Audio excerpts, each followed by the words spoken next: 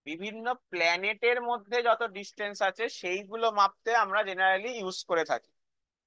আর last হলো 1 parsec, সব থেকে বিগার ইউনিট হলো 1 পারসেক। ঠিক আছে, তো 1 পারসেক হচ্ছে 3.08 10⁻16 মিটার, বা আমরা বলতে পারি 3.26 লাইট ইয়ার। এটা আমরা জেনারেলি কি হয়, এটাও আমরা স্টারের ডিস্টেন্স বার করতেই বার করি, বাট লাইট ইয়ারটা হলো নিয়ারার স্টার, আর এটা হলো মানে অনেক দূরে আছে, তার জন্য এটা আমরা ইউজ করে থাকি। তাহলে এখান থেকে যে কোশ্চেন আসতে পারে যে পারসেক হলো সব থেকে লংগেস্ট ইউনিট লেন্থে, আর ফার্মি হলো সব থেকে শর্টেস্ট ইউনিট লেন্থে। তো এইগুলো আর ভ্যালু গুলো তো অবশ্যই আসতে পারে, ওগুলো তো তোর বলাই আছে। সিমিলারলি লেন্থ যেরকম আমরা মাপছি, সেরকম এরিয়া মাপার কিছু ইউনিট থাকে যেটা থেকে তোদের কোশ্চেন আসতে পারে, এরিয়া বা ক্ষেত্রফল। এরিয়া বা ক্ষেত্রফল মাপার একটা ইউনিট হয় যাকে বলা হয় বার্ন। ঠিক আছে, তো সেই খুব ছোট, মানে খুব ছোট ইউনিট মাপার জন্য আমরা জেনারেলি বার্ন ইউজ করি, মানে এর স্মল ইউনিটটা হলো burn, 1 burn, BAR, BARN, burn. সেটা মানে হয় 10⁻⁻28 মিটার স্কোয়ার। তো এটা কি করতে আমরা ইউজ করি না, নিউক্লিয়াসের এরিয়া বার করার জন্য, নিউক্লিয়াসের ক্ষেত্রফল। আর বড় ইউনিট তো তোরা ক্ষেত্রফলের জানিসই, অনেকে কি ইউজ করে, একর ইউজ করে, অনেকে হেক্টর ইউজ করে। তো একটা বিগার ইউনিট হলো হেক্টর, 1 হেক্টর। 1 হেক্টর মানে 10⁻⁴ মিটার স্কোয়ার, মানে 10,000 মিটার স্কোয়ার, মানে 1 হেক্টর বোঝায়। ঠিক আছে, এইবার দেখ আমরা যে জায়গাটা আসছি সেটাকে বলা হয় ডাইমেনশন অ্যানালিসিস। তো ডাইমেনশন অ্যানালিসিসের সাহায্যে আমরা যে কোনো কোয়ান্টিটির ডাইমেনশন যেমন বার করতে পারি, সিমিলারলি কিছু অঙ্ক দেওয়া থাকতে পারে সেইখান থেকে আমরা করতে পারি। আচ্ছা, এইগুলো জানার জন্য ফার্স্ট অফ অল তোদের বইতে দেখবি বড় করে একটা টেবিল দেওয়া আছে, এবং সেই টেবিলে তোদের অনেক কোয়ান্টিটি এবং তার ডাইমেনশন কত কত দেওয়া আছে। সেটা কিন্তু আমি এখানে করাচ্ছি না, সেটা তো তোরা জানিসই কিভাবে বার করতে হবে বা এতদিনে শিখেছিস। মানে একটা উদাহরণ যেমন বলি, যে ভেলোসিটির ডাইমেনশন L t-1 হয়। ঠিক আছে, ভেলোসিটির ডাইমেনশন L t-1 হয়, অ্যাক্সিলারেশনের ডাইমেনশন L t-2 হয়, এরকম যত ছিল, প্রেসার, প্রেসার, ফোর্স, এই সমস্ত ডাইমেনশন গুলো তোদের কিন্তু মুখস্থ রাখতে হবে, যা টেবিলে ক্লাস ওয়ার্কে করানো হয়েছে বা বইতে তোরা টেবিলে পাবি। তো যেটা আমাদের এখানে মেন কনসেপ্ট, সেটা হচ্ছে প্রিন্সিপাল অফ ডাইমেনশনাল অ্যানালিসিস। তো ডাইমেনশন অ্যানালিসিসের কি প্রিন্সিপাল বলছে, ফার্স্ট কনসেপ্ট বলছে যে কোনো ইকুয়েশনের এলএইচএস এর যা ডাইমেনশন হবে, পুরো এলএইচএস এর, আরেকবার বলছি, পুরো এলএইচএস এর যা ডাইমেনশন হবে আরএইচএস এর ডাইমেনশন সেম হতে হবে। সেকেন্ড বলছে দুটো টার্মকে যদি আমি যোগ করি বা বিয়োগ করি, ভালো করে বোঝ, অনলি অ্যাডিশন বা সাবট্রাকশন করছি, তাহলেই হবে, কিন্তু গুণ বা ভাগের সময় কিন্তু নয়। তো দুটো কোয়ান্টিটিকে তখনই অ্যাডিশন বা সাবট্রাকশন করা পসিবল যদি তাদের ডাইমেনশন ইকুয়াল হয়। Possible if they are dimensionally equal, বারবার বলছি ডাইমেনশনালি ইকুয়াল, ভ্যালু ইকুয়াল একবারও বলিনি, এটা কিন্তু অনেক স্টুডেন্টদের গুলিয়ে যায়। ডাইমেনশনালি ইকুয়াল বলছি, যেমন একটা নিউমেরিক্যাল যদি আমরা করি, তাহলে তোরা জিনিসটা বুঝতে পারবি। এবং এই নিউমেরিক্যালটা অনেকবার এসছে, ঠিক আছে। ফার্স্ট অঙ্ক ধর বলেছে ডিসপ্লেসমেন্ট, ডিসপ্লেসমেন্ট মানে সরণ,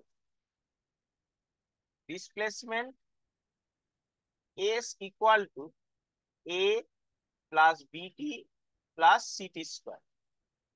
তোকে বলছে find dimension of A B C, A comma B comma C. তাহলে এটাকে আমরা কিভাবে অ্যাপ্রোচ করতে পারি? দেখ না, আমরা দেখ এলএইচএস যে এস আছে সেটার ডাইমেনশন অলওয়েজ তুই জানবি, মানে তোকে এমন একটা কোয়ান্টিটি বলা থাকবে যেটার ডাইমেনশন তুই জানিস, এরকম একটা ব্যাপার, ঠিক আছে। আচ্ছা, এই আর এইচএস এ দেখ কাদের কাদের যোগ আছে, এ আছে, বিটি আছে, আর সিটি স্কোয়ার আছে। তাহলে যেহেতু এর সাথে বিটি যোগ আছে, তাহলে এর যা ডাইমেনশন বিটিরও কিন্তু সেম ডাইমেনশন, সিটি স্কোয়ারেরও কিন্তু সেম ডাইমেনশন। এটা আমি 2 নম্বর থেকে বলতে পারি। এবার যেহেতু এগুলো আরএইচএস এ আছে, সেটা কার সাথে সমান হবে? এলএইচএস এর ডাইমেনশন এস এর সাথে। তাহলে এস মানে ডিসপ্লেসমেন্ট, মানে সেটা শুধু লেন্থ বোঝায়। তাহলে এ এর ডাইমেনশন শুধু লেন্থ হয়ে গেল, বি এর ডাইমেনশন কত হয়ে গেল? Length by time. কেন বি এর সাথে একটা টি গুণ আছে, যে টিটা কি হবে এখানে গিয়ে ভাগ হবে। একই রকম ভাবে সি এর ডাইমেনশন যদি ভাবিস, তাহলে এল বাই টি স্কোয়ার বা এল টি টু দি পাওয়ার মাইনাস। তো এইভাবে জেনারেলি কিন্তু করা হয়, ঠিক আছে। এইভাবে জেনারেলি কিন্তু ডাইমেনশন বার করা যেতে পারে। আর একটা অঙ্ক দেখ, যেটা খুব আসে, আরো দুটো অঙ্ক আমি করাবো, যে দুটো অঙ্ক জেনারেলি খুব আসে। দেখ বলছে রিয়েল গ্যাস ইকুয়েশন, বা তোকে ভ্যান্ডারওয়াল গ্যাস ইকুয়েশন বলে একটা জিনিস বলে দেবে, is P plus A by V square by into V minus B equal to R T. তাহলে find dimension of A and B. এবার এটা থেকে আরো অনেক ঘুরিয়ে কোশ্চেন আসতে পারে, মানে তোকে বললো find dimension of A by B, তাহলে এ এর আগে আলাদা করে বার করলি, বি এর আগে আলাদা করে বার করলি, তাদের ডিভাইড করে দিলি, তাহলেই হবে। তাহলে দেখ এখানে পি এর সাথে এ বাই ভি স্কোয়ার অ্যাড আছে, অ্যাড মানে তাদের ডাইমেনশন সেম হবে। তাহলে পি এর ডাইমেনশনের সাথে কিন্তু এ বাই ভি স্কোয়ার সমান বলেছে, বাকি এটা ভাবিনি, মানে এখানে যে ভি মাইনাস বি গুণ আছে সেটা দেখি। আবার ভি মাইনাস বি যে গুণ আছে সেইখানটায় যদি দেখি, ই এর থেকে বি বিয়োগ আছে, সাবট্রাক্ট করা আছে, বি মানে ভলিউম, তার ডাইমেনশন বি এর সাথে সেম হবে। তাহলে এখান থেকে এর ডাইমেনশন কত হলো? পি এর ডাইমেনশন ইনটু ভি স্কোয়ারের ডাইমেনশন। পি মানে হয় M L minus one T minus two, B মানে ভলিউম, ভলিউমের হয় এল কিউব, তার স্কোয়ার মানে L to the power six. তাহলে M L to the power T minus. আর সিমিলারলি এখানে বি এর ডাইমেনশন হবে শুধু এল, ঠিক আছে। সিমিলার টাইপ অফ আর একটা অঙ্ক দেয়, ধর তোকে বলেছে velocity V equal to AT plus B by T plus C. তাহলে ওই এ বি সি এগুলোর ডাইমেনশন বার করো। তাহলে যেহেতু এখানে আগে এই নিচটায় দেখ টি প্লাস সি আছে, টিটা আমি জানি টি ফর টাইম বোঝায়, তাহলে সি এর ডাইমেনশনটা টি এর ডাইমেনশনের সাথে সমান, কত? ক্যাপিটাল টি দিয়ে লিখি আমরা। আবার এটির সাথে B by T plus C যোগ আছে, তাহলে এটির যা ডাইমেনশন হবে B by T plus C তাই ডাইমেনশন হবে, সেটাই আবার ভেলোসিটির ডাইমেনশন হবে। বারবার বলছি এই যে আমি থার্ড ব্র্যাকেট দিচ্ছি, সেটা দেওয়ার মাধ্যমে কিন্তু ডাইমেনশন ইকুয়াল এটা বোঝাচ্ছি, কোনো জায়গায় কিন্তু একবারও বলছি না যে না ভ্যালু ইকুয়াল হবে, কোনো জায়গায় কিন্তু একবারও বলছি না যে ভ্যালু ইকুয়াল হবে। তাহলে এখান থেকে এর ডাইমেনশন কি পেয়ে গেলাম? ভেলোসিটি যা হতে পারে বাই টাইম, ভেলোসিটি হতে পারে এল টি মাইনাস ওয়ান, আর টাইম হতে পারে টি, তাহলে কত হয়ে গেল? L T minus. তাহলে বি এর ডাইমেনশন কত হতো? ভেলোসিটির dimension into T plus C যা হতে পারে, তাহলে ভেলোসিটির dimension L T minus one, আর টি প্লাস সি এর টি হবে, তাহলে শুধু এল। টি প্লাস সি টি হলো, বুঝতে পারলি তো? অনেকে অনেকে, হ্যাঁ এটা একটু লিখে রাখতে পারিস, তোদের মনে হতে পারে এটা অনেকের, যে টাইম থেকে টাইম যোগ করলে 2t হয় না, আমরা তো ডাইমেনশন যোগ করছি। বা টাইম থেকে টাইম বিয়োগ করলে 0 হবে না, আমরা তো ডাইমেনশন বিয়োগ করছি। ভালো করে বলছি, আমরা কিন্তু কোন রকম ভাবে নিউমেরিক্যাল তো ভ্যালু যোগ করছি না।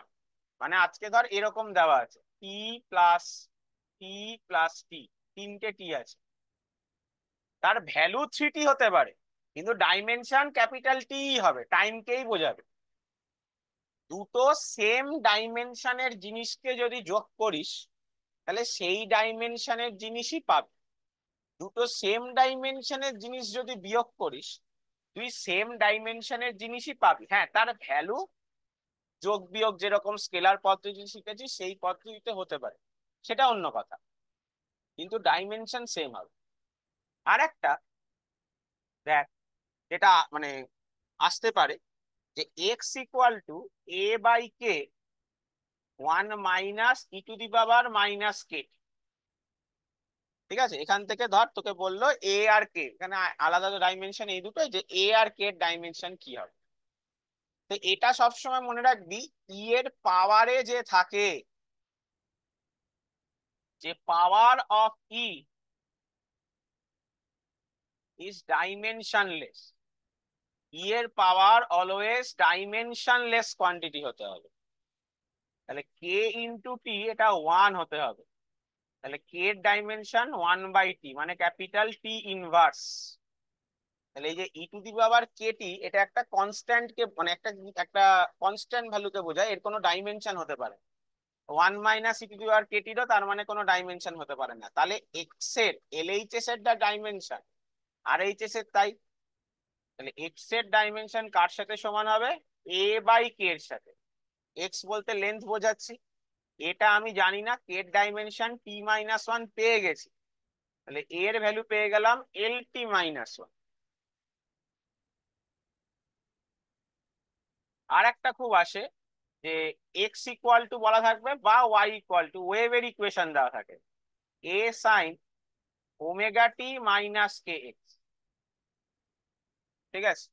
এখান থেকে তোকে এর ডাইমেনশন, ওমেগার ডাইমেনশন, কে এর ডাইমেনশন এগুলো বার করতে পারে। তো এগেন, সাইন থাকুক বা কস থাকুক, এর ভেতরে যেটা থাকবে সেটা হবে ডাইমেনশনলেস।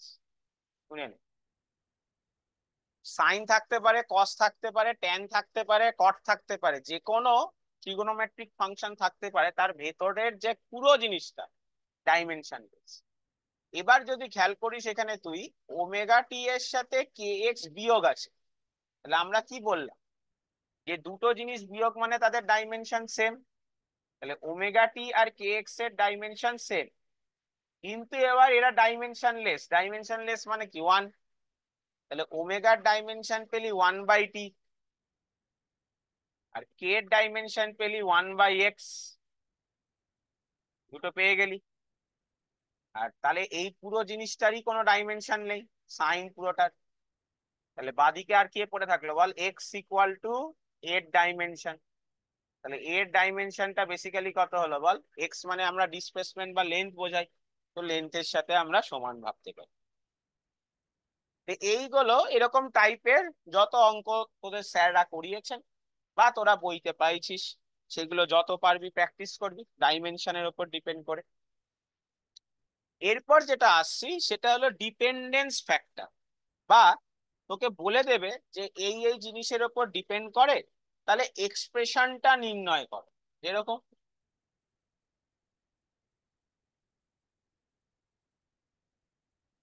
ধর তোকে বলেছে টাইম পিরিয়ড, টাইম পিরিয়ড মানে হচ্ছে পর্যায়কাল of a pendulum depends on, এই যে এরকম বলে দিচ্ছে, depends on length and acceleration due to gravity.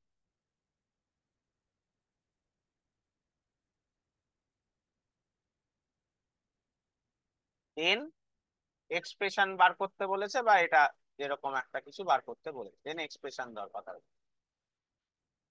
তাহলে এখান থেকে আমরা অঙ্কটা কি করে করব? টাইম পিরিয়ড ধরে নিচ্ছি লেন্থের উপর ডিপেন্ড করে। কিভাবে ডিপেন্ড করে জানি না, তাই পাওয়ারটা এ। এই এ এর ভ্যালু যা ইচ্ছা হতে পারে, পজিটিভ হতে পারে, জিরো আসতে পারে, পজিটিভ ফ্র্যাকশন, নেগেটিভ ফ্র্যাকশন, যা ইচ্ছা হতে পারে। Similarly acceleration due to gravity বা অভিকর্ষীয় ত্বরণের উপর ডিপেন্ড করে, মানে এগেন যা ইচ্ছা হতে পারে। জি এর পাওয়ার বি ধরা হয়েছে, সেটা যা ইচ্ছা হতে পারে। তাহলে একসাথে লিখতে হবে নিয়ম, L to the power A G to the power B, তুলে দিলে একটা কনস্ট্যান্ট। এইবার দুদিকের ডাইমেনশন ইকুয়াল করবি, বাদিকটা যাই বোঝাক না কেন টাইমই তো বোঝাচ্ছে, আর ডান দিকটা লেন্থ। জি মানে কত হবে? L T minus one whole to the power B. তাহলে এল গুলোকে একসাথে নিলাম, টি গুলোকে একসাথে নিলাম। তাহলে সেখান থেকে দুদিকের ডাইমেনশন সেম করব, মানে এল এর পাওয়ার, টি এর পাওয়ার আর এম এর পাওয়ার ইকুয়াল করব। তাহলে এল এর পাওয়ার যদি ইকুয়াল করি, বাদিকে কি এল আছে? তাহলে যেহেতু বাদিকে এল নেই, তুই মনে মনে এল টু দি পাওয়ার জিরো ধরতে পারিস। তাহলে এ প্লাস বি এর ভ্যালু জিরো হলো, আর মাইনাস বি এর ভ্যালু ওয়ান হলো। তাহলে বি এর ভ্যালু মাইনাস হাফ, সেটা বসিয়ে দিলেই আবার এ এর ভ্যালু আমরা পেয়ে যাব প্লাস। তাহলে টি ইকুয়াল টু কসলো constant L to the power plus half G to the power minus half. এরকম কিন্তু চারটে ইকুয়েশন মেনলি আসে, আমি পাশে লিখে দিচ্ছি। যেগুলো মানে এটা ছাড়াও বাকি যে কোনো কিছু আসতে পারে, এরকম না যে আমি যেটা বলছি এটাই কটাই আসবে।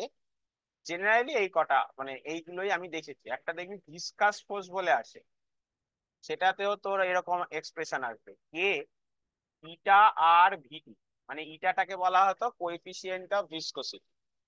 এর ডাইমেনশন দেখবি বইতে আছে, M L minus one T minus one, এটা আছে। Velocity of a wave equal to আসে টি বাই স্মল এম, যেখানে টিটা আসে টেনশন। টেনশন মানে দড়ির টান, দড়ির টান মানে ফোর্স, ফোর্সের যা ডাইমেনশন দড়ির টানেরও তাই ডাইমেনশন। ঠিক আছে? আচ্ছা সরি, এখানে একটা একটু ভুল হয়েছে, জি এর পাওয়ারটা মাইনাস টু হবে, কেন জিটা কি বোঝাচ্ছে? অ্যাক্সিলারেশন ডিউ টু গ্র্যাভিটি বোঝাচ্ছে। ঠিক আছে, এটা টু বি হবে, টু বি হবে, সেখান থেকে বি হাফ বেরোবে। উত্তরটা ঠিকই বেরিয়েছে, কিন্তু এইটা। আচ্ছা, আর একটা আসে জেনারেলি, আর একটা অনেক সময় আসে, সেটা হচ্ছে স্প্রিং এর ফোর্স। স্প্রিং এর ফোর্স হচ্ছে কে। তো তোকে এরকম ভাবে বলে দেবে না, তোকে বলবে যে ফোর্সটা ডিপেন্ড করে ইটা, রেডিয়াস আর ভেলোসিটির উপর, তাহলে তার পাওয়ার গুলো বাড়বে। তো তখন তোকে এভাবে অ্যাপ্রোচ রাখতে হবে। আচ্ছা, এছাড়াও তোকে যে অ্যাপ্রোচটা মানে এরকম টাইপের অঙ্ক আবার তুই করবি, মানে আবার তুই এরকম টাইপের কনসেপ্ট ভাববি, যখন কিনা তোকে বলবে যে এরকম অঙ্ক তোকে বলা থাকবে যে আমরা জেনারেলি কি জানি বল, মাস লেন্থ আর টাইম, এদেরকে আমরা জেনারেলি কি বলে থাকি বল? প্রাইমারি ইউনিটস বলে থাকি। যদি তোকে বলে এইগুলোকে প্রাইমারি ইউনিটস না ধরে অন্য কিছুকে প্রাইমারি ইউনিটস ধরে ডাইমেনশন বার করো, তখন আবার তোকে এই টাইপের ইয়ে বার করতে হবে। Sorry, my mistake. এই টাইপের something to the power A, something to the power B, something to the power C, যেরকম শেখালাম সেরকম পদ্ধতি তোকে অবলম্বন করতে হবে। ঠিক আছে? তুই যদি বলিস যে স্যার একটা এরকম উদাহরণ যদি আমরা অঙ্ক হিসাবে করতে পারি, তাহলে দেখ বলছে if force comma area comma time is primary unit,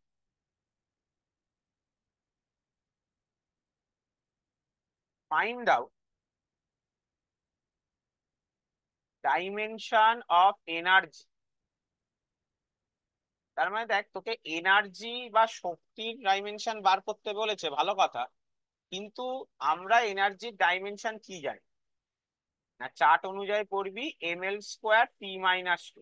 তো সেটা রাখলে হবে না, কেন এখানে তো এম এল টি দিয়ে হলো। তোকে বলেছে ফোর্স এফ, এরিয়া এ, টাইম টি, এটা দিয়ে এক্সপ্রেস করো। তা আমি জানি না তো, তাই ধরে নিলাম এফ এর to the power A, area to the power B, আর টাইম এর টু দি পাওয়ার সি। তাহলে একসাথে করলে কি হবে, F to the power A to the power B, T to the power C. Proportional তুলবি, একটা স্টেপ জাম্প করছি, এখানে কনস্ট্যান্ট আসবে, সেই প্রপোর্শনাল কনস্ট্যান্টের কোনো ডাইমেনশন হয় না। এইবার বাদিক আর ডান দিকের ডাইমেনশন গুলো ইকুয়াল করছে। ফোর্সের ডাইমেনশন কত হয়, এম এল টি মাইনাস টু। এরিয়ার ডাইমেনশন কত হয়, এল স্কোয়ার। আর টাইমের ডাইমেনশন হয় কত, টাইম। তাহলে M L square T minus two, এটাকে যদি করি M to the power A, L to the power A plus two B, আর T to the power minus two A plus C. তাহলে দুদিক থেকে আমি দুটোর ডাইমেনশন সমান করব। যদি সমান করি তাহলে এম এর পাওয়ার এলএইচএস আর আরএইচএস এ সমান করলে 1 পেলাম। এল এর লেন্থের power A plus two B equal to 2 পেলাম। এর ভ্যালু 1 বসিয়ে দিলাম, তাহলে বি এর ভ্যালু হাফ পেয়ে গেলাম। আর লাস্টেরটা minus two A plus C, এটা মাইনাস টু পেলাম। এর ভ্যালু 1 বসালাম, মাইনাস টু, তাহলে ওদিকে গেলে প্লাস টু, তাহলে সি এর ভ্যালু 0 পেলাম। তাহলে ই ইকুয়াল টু কত আসবে না, F to the power 1 area to the power half আর C to the time to the power 0। এভাবেই কিন্তু লিখতে হবে।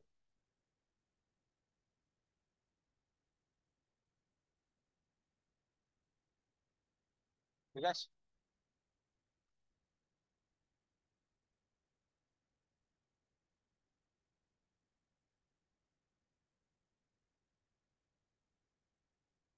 এইটা এরকম টাইপের যখন তোকে এরকম র্যান্ডম কিছুকে প্রাইমারি ইউনিটস বলে দেবে, তখনও কিন্তু তোকে ওই যেগুলো বলে দিয়েছে সেইগুলোকে কিন্তু প্রাইমারি ইউনিটস হিসেবে ধরতে হবে। ওকে, এরপর আমরা একটা ইম্পর্টেন্ট পার্টে আসছি, সেটা হলো এরর অ্যানালিসিস। তো দেখ, জেনারেলি কি হয়, আমরা যখন কোনো এক্সপেরিমেন্ট প্র্যাকটিক্যালি করি, দু রকম তিন রকমের এরর হতে পারে। কি রকম না, তুই মাপতে গিয়ে এরর করেছিস, সেটা হিউম্যান এরর। বা কিছু এরর হয়, ধর তুই ইনস্ট্রুমেন্টে আগে থেকেই ছিল, সেটা হলো আমাদের ইনস্ট্রুমেন্টাল এরর। তো সেই এরর ক্যালকুলেশন গুলো খুবই দরকার। তো সেই এরর ক্যালকুলেশনের জন্য আমাকে আগে পড়তে হবে এরর কত টাইপের হয় আর কি টাইপের হয় বা কি রকম টাইপের আসতে পারে। ধর আমি একটা কিছুর ভ্যালু মাপছি, যার অ্যাকচুয়াল ভ্যালু হলো এক্স বার, আর তুই রিডিং যেগুলো নিলি ওই মাপতে গিয়ে x1, x2, x3, x4। তাহলে প্রথমবার এরর কতটা হয়েছে, mod x bar minus x1। কে বড় কে জানি না। একটা জিনিস মনে রাখবি, যদি অ্যাকচুয়াল ভ্যালুটা বেশি হয়, তোর রিডিংটা কম হয়, তাহলে তোর রিডিংটা কম এসছে, সেটা হলো আমার নেগেটিভ এরর। অ্যাকচুয়াল ভ্যালুটা যদি কম হয়, তুই যে রিডিংটা নিয়েছিস সেটা চলে এসছে, তাহলে সেটা হলো পজিটিভ এরর। তা আমি শুধু এররের ভ্যালু দেখছি, পজিটিভ নেগেটিভ দেখছি, তাহলে তার জন্য দেখ মড দিয়েছি। পরেরটায় কত হবে, এক্স বার মাইনাস x2। 3 নম্বর তাহলে কত হয়েছে বল, এক্স বার মাইনাস x3। 4 নম্বরে কত হয়েছে, এক্স বার মাইনাস x4। তাহলে এই যে যেটা বার করতে, এটা খুব ইম্পর্টেন্ট, অ্যাভারেজ এরর। প্রত্যেকটা এররকে তাহলে যোগ করলি, যোগ করে 4 দিয়ে ভাগ, মানে 4 বার আমি রিডিং নিয়েছি তাই 4 দিয়ে। তাই যতবার রিডিং নেব তত দিয়ে ভাগ হবে। যেমন এরকম একটা অঙ্ক খুবই আসে, ধর তোকে বলেছে একটা রডের লেন্থ, অ্যাকচুয়াল লেন্থ হলো 10 মিটার। সেটা তুই মাপতে গিয়ে যে রিডিং গুলো পেয়েছিস সেটা হলো 10.01, 10.02, 10.01। তাহলে তোকে বললো এরর নির্ণয় করো, অ্যাভারেজ এরর বা গড় ত্রুটির মান নির্ণয় করো। এটাকে গড় ত্রুটি বা অ্যাভারেজ এরর বলা হয়। তাহলে কিন্তু তোকে প্রত্যেকটাতে এরর বার করতে হবে আগে, 10 মাইনাস 10.01, 10 - 10.02, প্রত্যেকটাতে আলাদা আলাদা করে বার করবি। বার করার পর প্রত্যেকটা এররকে যোগ করতে হবে, যোগ করে যতগুলো রিডিং নিয়েছিস ততগুলো রিডিং, মানে এখানে আমি 3 বার নিয়েছি, 3 দিয়ে ভাগ করলে কিন্তু আমার অ্যাভারেজ এরর বেরোবে। ঠিক আছে, তাহলে অ্যাকচুয়ালি এই ছাড়াও আরো দুটো টাইপের এরর হয়। একটাকে বলা হয় পার্সেন্টেজ এরর, আর একটাকে বলা হয় রিলেটিভ এরর। রিলেটিভ এরর বা আপেক্ষিক ত্রুটি,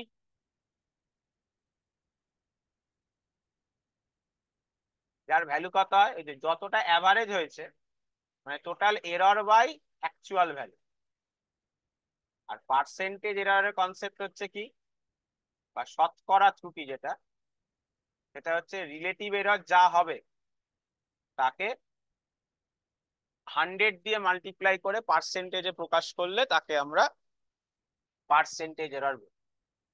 এই এরর ক্যালকুলেশনের কতগুলো নিয়ম আছে। কি কি নিয়ম আছে? ফার্স্ট নিয়ম, যে কোনো একটা ভৌত রাশি যদি অন্য দুটো ভৌত রাশি এক্স প্লাস ওয়াই এর যোগফলের সাথে সমান হয়, তাহলে অ্যাভারেজ এরর কত হবে, শুধু ডেল্টা এ করলে কত হবে, delta X plus delta Y. কিন্তু যদি অ্যাভারেজ রিলেটিভ এরর বার করতে চাই, তাহলে কত হবে, delta X plus delta Y by X plus Y. একই রকম ভাবে যদি কোনো রাশি অন্য দুটো ভৌত রাশি এক্স মাইনাস ওয়াই এভাবে প্রকাশ করা হয়, তাহলে এমনি অ্যাবসোলুট এরর বা চরম ত্রুটি, এই যে এটাকে কি বলা হয়, অ্যাবসোলুট এরর, যেটাকে চরম ত্রুটিও বলা চলে। ওই অ্যাভারেজ ত্রুটি চরম ত্রুটি একই কনসেপ্ট। সেটা কত হবে, delta X plus delta Y. কিন্তু এই মাইনাস ছিল বলে কিন্তু এখানে প্লাস হবে না, মাইনাস হবে না, এরর সবসময় যোগ হয়। তাহলে ডেল্টা এ বাই এ করলে কত হবে, delta X plus delta Y by X plus Y. যদি আজকে পাওয়ারে থাকে, মনে রাখে যে এরকম পাওয়ার থাকে X to the power P Q Y to the power Q, তাহলে কিন্তু প্রথমেই তোকে রিলেটিভ এরর বার করতে হবে এবং পাওয়ার গুলো সামনে নেমে আসবে, পাওয়ার গুলো সামনে নিচে নেমে আসবে। যদি আজকে পাওয়ারে নেগেটিভও থাকে, এই যে, তাহলেও কিন্তু সেটা পজিটিভ হয়েই নেমে আসবে। হ্যাঁ, ধর এই যে পি হয়েই নেমে আসবে, মাইনাস পি না।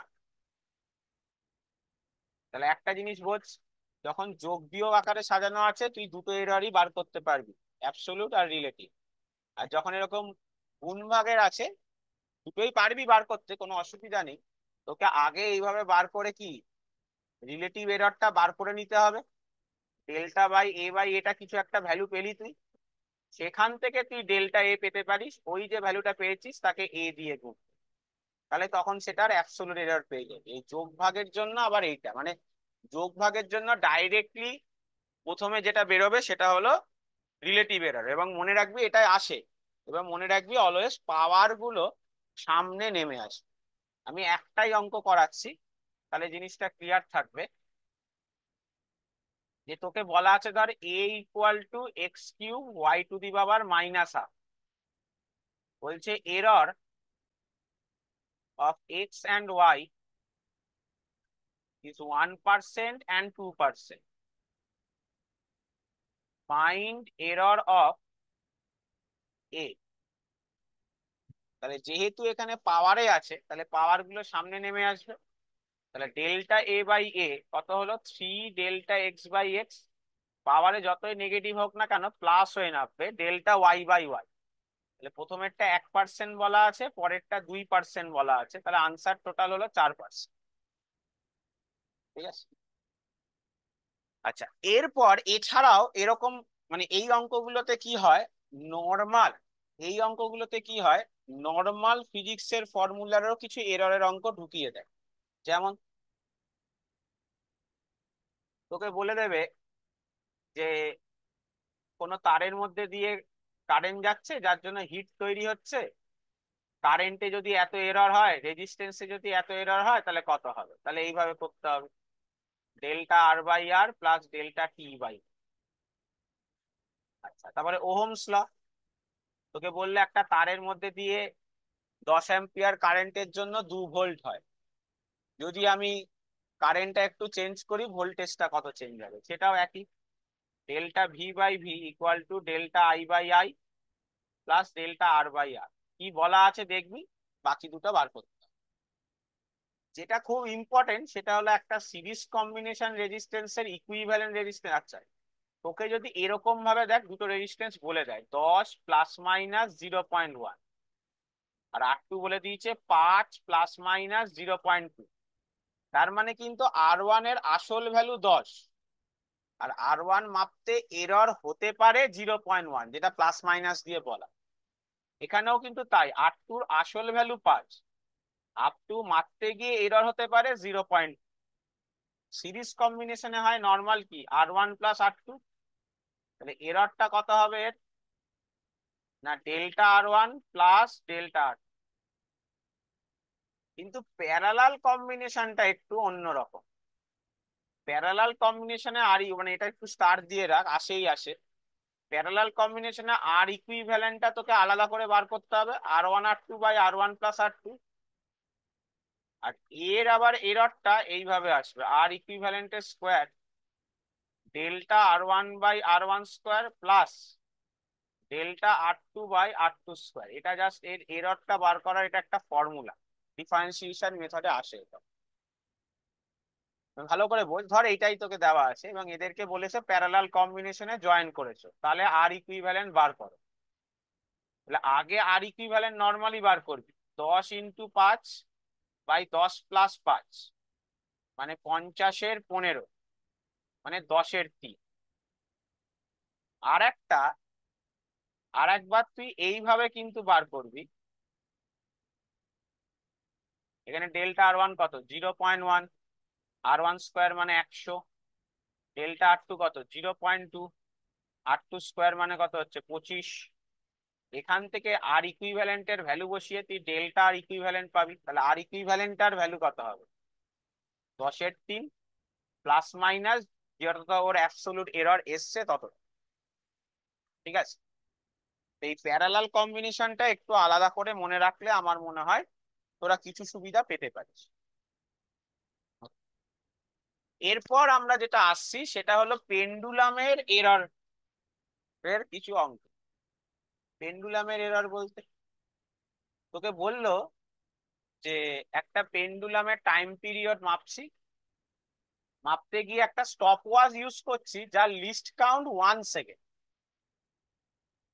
দেখ, to measure time period of a pendulum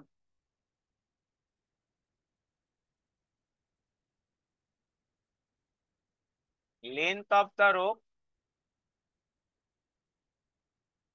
is 10 meter and oscillation and sorry oscillation na and time for 20 oscillation is 2 seconds if least count of stopwatch 0.1 second and error in length 0.2, find error of time period, sorry, find error of acceleration due to gravity g, error of g, small g এর formula ছিল t equal to 2 pi root under L by g, তাহলে T square equal to 4 pi square L by g, g equal to আসতো একটা constant ধরে নে, 4 পাই স্কোয়ারটাকে বারবার লিখে কোনো লাভ নেই, এল টি টু দি পাওয়ার মাইনাস। তাহলে ডেল্টা জি বাই জি কত আসবে, এল এর পাওয়ার 1, টি এর পাওয়ারটা 2। এবার এই টি এর পাওয়ারটা দেখ, এল এর ভ্যালু বলা আছে 10 মিটার, এল এর এরর বলা আছে 0.2, টি আর টি এর এরর কিন্তু নেই। ভালো করে দেখ, 20 অসিলেশন, টি মানে হলো ক্যাপিটাল টি মানে হচ্ছে টাইম পিরিয়ড, টাইম পিরিয়ড মানে একটা অসিলেশনের টাইম। তাহলে 20 অসিলেশনের জন্য টাইম লাগে হলো 2 সেকেন্ড। তাহলে একটা অসিলেশনের জন্য কত টাইম লাগবে 2/20 সেকেন্ড। টিটা হয়ে গেল 2/20 বা 1/10। আর এট দা সেম টাইম ডেল্টা টিটা দেখ, যেটা লিস্ট, এখানে তো আলাদা করে কিছু বলা নেই, তো যেটা লিস্ট কাউন্ট হয় মিনিমাম অতটাই এরর হতে পারে। লিস্ট কাউন্ট মানে কি, স্টপ ওয়াচ ওই 0.1 সেকেন্ড পরিমাণ মাপতে পারে, তার বেশি মাপতে পারে না। ঠিক আছে, মানে সরি, তার থেকে ছোট মাপতে পারে। তাহলে যদি এরর হয়ও, তাহলে ওই যেটা স্মলেস্ট মাপতে পারে তার অর্ডারেই হবে, মানে 0.1 বা 0.2 এরকম কিছু। তাহলে কিছু বলা নেই মানে 0.1, কিন্তু কটা অসিলেশনের জন্য, 20টা অসিলেশনের জন্য। তাহলে 1/200। তাহলে ডেল্টা টি এর ভ্যালু 1/200 বসাবি, টি এর ভ্যালু 1/10 বসাবি। সেখান থেকে তোকে ডেল্টা জি/জি যেটা বেরোবে, তাকে 100 দিয়ে মাল্টিপ্লাই করলে আনসারটা তুই কিন্তু পার্সেন্টেজে পেয়ে যাবি। ঠিক আছে, তো যেহেতু আমরা টাইম নিয়েই চলছি, টাইমের দুটো ইউনিট একটু খুব ইম্পর্টেন্ট, সেটা লিখে নিতে পারিস। খুবই ইম্পর্টেন্ট, টাইমের ইউনিট আসে অনেক জায়গায়। টাইমের একটা স্মলেস্ট ইউনিট আর একটা একটু ইয়ে, দুটো মানে ব্যবহৃত ইউনিট আজকাল খুব ইউজ হয়। একটাকে বলা হয় শেক, 1 শেক।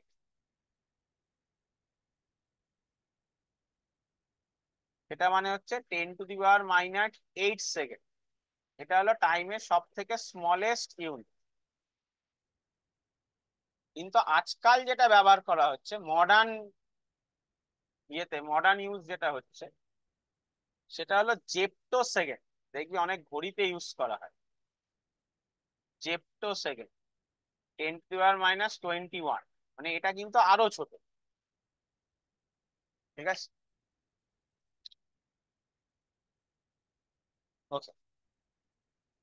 তো এরকম দেখ, এরার মানে এই চ্যাপ্টারে কিন্তু মেন টপিকই হচ্ছে আমার এরর। এটা কিন্তু একটু খেয়াল রাখতে হবে, মেন টপিকই হলো কিন্তু আমার error। এরপর আমরা যে জায়গাটা আসছি সেটা হচ্ছে সিগনিফিকেন্ট ফিগার। খুব ইম্পর্টেন্ট কিন্তু সিগনিফিকেন্ট ফিগার, খুব ইম্পর্টেন্ট সিগনিফিকেন্ট ফিগার, তাৎপর্যপূর্ণ সংখ্যা যেটা ছিল। তা আগে বুঝতে হবে তাৎপর্যপূর্ণ সংখ্যা কি। ধর একটা স্কেল আছে, সেই স্কেলের এই দাগটা হলো 1.5, এই দাগটা হলো 1.6। তুই একটা রডের লেন্থ মাপছিস, সেই রডের লেন্থটা এরকম থেকে গেল, মানে 1.5 থেকে 1.6 এর মাঝে। বোঝা গেল, রডের লেন্থটা 1.5 থেকে 1.6 এর মধ্যে মাঝে থেকে গেল। তাহলে তুই রডের লেন্থটাকে 1.5ও বলতে পারছিস না, রডের লেন্থটাকে 1.6ও বলতে পারছিস না। তাহলে পয়েন্টের পর যে ঘরটা, এই যে 0.5 আর 0.6, এই ঘরটা খুব আনসার্টেন, অনিশ্চিত, মানে চেঞ্জ হতে পারে। লেন্থটা তো আর 1.5 নয়, তার থেকে বেশি। আর ওদিকেও লেন্থটা তো 1.6 নয়, তার থেকে কম। তাহলে এটা চেঞ্জ হবে। তো যে কোনো ডিজিটের প্রথম বাদিক থেকে শুরু করে প্রথম অনিশ্চিত নাম্বার বা আনসার্টেন পর্যন্ত যে কটা সংখ্যা থাকে, তাকে তার তাৎপর্যপূর্ণ সংখ্যা বলে বা সিগনিফিকেন্ট ফিগার বলে। যেমন এখানে যদি বলি সিগনিফিকেন্ট ফিগার কত, দুটো। মানে অনিশ্চিত সংখ্যাটার আগে বুদ্ধি না, কিন্তু অনিশ্চিত নাম্বারটাকে নিয়ে, অনিশ্চিত নাম্বার কেন বুঝতে পারছিস তো, এটা 1.5ও হতে পারে উত্তর, 1.52, 1.54 এগুলো হতে পারে। মানে 5-এর পর আরেকটা সংখ্যা আসতেই পারে, কেন এটা 1.5 থেকে 1.6 এর মাঝে। এই অনিশ্চিত পর্যন্ত যেটা, সেইটা হলো আমাদের সিগনিফিকেন্ট ফিগার। তো সিগনিফিকেন্ট ফিগারের কিছু রুলস আছে, আমি রুলস গুলো বই থেকে মুখস্থ করবি, আমি জাস্ট এক্সাম্পল দিয়ে বলাচ্ছি। ফার্স্ট পয়েন্ট বলছে, যারা শূন্য নয় তারা অলওয়েজ সিগনিফিকেন্ট। শূন্য থাকলেই প্রবলেম। যেমন 123.75, কটা সিগনিফিকেন্ট ফিগার আছে না, 5টা, কোনো প্রবলেম। এবার সেকেন্ড পয়েন্ট বলছে, যদি দুটো অশূন্য সংখ্যা নন জিরো টার্মের মধ্যে একটা জিরো থাকে, তাহলে সেটা সিগনিফিকেন্ট। যেমন 10007, এখানে এই যে তিনটে জিরো 1 আর 7-এর মাঝে আছে, তাই কিন্তু সিগনিফিকেন্ট কটা হলো, 5টা হলো। তাই কিন্তু সিগনিফিকেন্ট কটা হলো, 5টা হলো। 3 নম্বর পয়েন্ট বলা হচ্ছে যে কোনো পূর্ণ সংখ্যার শেষে হোল নাম্বার, খেয়াল করবি, হোল নাম্বারের শেষে যদি জিরো দেওয়া থাকে তাহলে সেগুলো সিগনিফিকেন্ট। যেমন 161.00, এই যে এইগুলো সিগনিফিকেন্ট হবে। কটা হলো? 4। Whole number. তারপর আছে, ঠিক আছে, তারপরের পয়েন্ট বলছে যদি হোল নাম্বার না হয় তাহলে বাদিকে যত শূন্য থাকে, দশমিকের বাদিকে এবং ডান দিকে প্রথম নন জিরো টার্ম শুরু হওয়া পর্যন্ত, সেগুলোকে সিগনিফিকেন্ট ধরা হয় না। তাহলে এখানে সিগনিফিকেন্ট কটা? 3টে, 1, 6 আর 7। ঠিক আছে, এবার বলা হচ্ছে যদি আমি ইউনিট চেঞ্জের জন্য জিরো ইন্ট্রোডিউস করি তাহলে কিন্তু সেই জিরো গুলো সিগনিফিকেন্ট হবে না। মানে ধর তোর লেখা আছে 64.9 সেন্টিমিটার, এটাকে তো কারণ মনে হলে সে 0.649 মিটারও লিখতে পারে, আবার কারোর মনে হলে তো সে এটাকে 649 কিলোমিটারও লিখতে পারে। এটাতেও সিগনিফিকেন্ট 3টে, এটাতেও সিগনিফিকেন্ট 3টে, এটাতেও সিগনিফিকেন্ট 3টেই হবে। ঠিক আছে, 10 এর পাওয়ার সিগনিফিকেন্ট হয় না, মানে তোকে যদি 3 × 10⁻27 বলা থাকে, সিগনিফিকেন্ট ফিগার একটাই, এই যে শুধু 3। যে দুটো বেশি ইম্পর্টেন্ট সেটা হলো যোগ আর বিয়োগের সিগনিফিকেন্ট ফিগার তোকে বার করতে দেয়, সরি, যোগ, বিয়োগ বা গুণফলে। প্রথমে আসছি আমরা গুণ ভাগে। দেখ, বলে দিচ্ছি, গুণ ভাগের ক্ষেত্রে গুণফল বা ভাগফলের সিগনিফিকেন্ট ফিগার হবে যাদেরকে গুণ করছি তাদের মধ্যে যার সিগনিফিকেন্ট ফিগার কম, তার। যে কটা আছে গুণফলেরও সে কটাই থাকবে। যেমন 3.24, এর কটা সিগনিফিকেন্ট ফিগার আছে? না, 3টে। তাকে আমরা গুণ করছি 2.3 দিয়ে। 2.3 এর কটা সিগনিফিকেন্ট ফিগার আছে বল? দুটো। গুণ করলে আমার পাওয়া উচিত কত? 7.452। যতই আমি 7.452 পাই না কেন, সিগনিফিকেন্ট ফিগার কিন্তু 3টেই, দুটোই হবে। এই যাদের গুণ করছি তাদের মধ্যে কম মানে ভ্যালু কম বলছি না কিন্তু, বারবার বুঝছিস ভ্যালু। অনেকে ভাবছিস হয়তো এটা 3.24, এটা 2.3, তো ভ্যালু কম। ভ্যালু কম না, যাদেরকে গুণ করছি বা ভাগ করছি এই দুটোই কিন্তু কার সময়? মাল্টিপ্লিকেশন অথবা ডিভিশন। যাদেরকে গুণ করছি বা ভাগ করছি তাদের মধ্যে যার সিগনিফিকেন্ট ফিগার কম, গুণফল তুই গুণ করে নিলি, গুণফলের সে কটা থাকবে। তাহলে এটা মানে নর্মালি হিসাব অনুযায়ী এটার কটা হওয়া উচিত বল? 4টে। সব কটা নন জিরো টার্ম সিগনিফিকেন্ট, কিন্তু হবে না 4টে, এরও কিন্তু সিগনিফিকেন্ট দুটোই হবে। মানে এই সংখ্যাটাকে 7.4 করে লিখতে হবে, তাহলে দুটো মিলে যাচ্ছে, মানে ওই 5 2টা বাদ চলে যাবে, এইটা বলতে চাইছি। সিমিলারলি যখন আমরা যোগ করছি, যোগের কনসেপ্টটা হচ্ছে, বা যোগ বা বিয়োগ, 6.807 থেকে 4.27153 আমরা বিয়োগ করছি। তাহলে এই নিয়মটা কখন? না, অ্যাডিশন বা সাবট্রাকশনের সময় ইউজ করা যায়। কি? যখন আমরা যোগ করছি বা বিয়োগ করছি তখন যাদের যোগ হচ্ছে বা যাদের বিয়োগ হচ্ছে তাদের দশমিকের ডান দিকে, রাইট হ্যান্ড হাইতে যতগুলো সংখ্যা আছে, এটার দশমিকের রাইট হ্যান্ড হ্যান্ডে কটা সংখ্যা আছে? দেখ, 3টে। এটার রাইট হ্যান্ড হ্যান্ডে কটা আছে? 5টা। তাহলে এদেরকে ধর বিয়োগ করলাম, বিয়োগ করলে 2.53547 পাওয়া উচিত।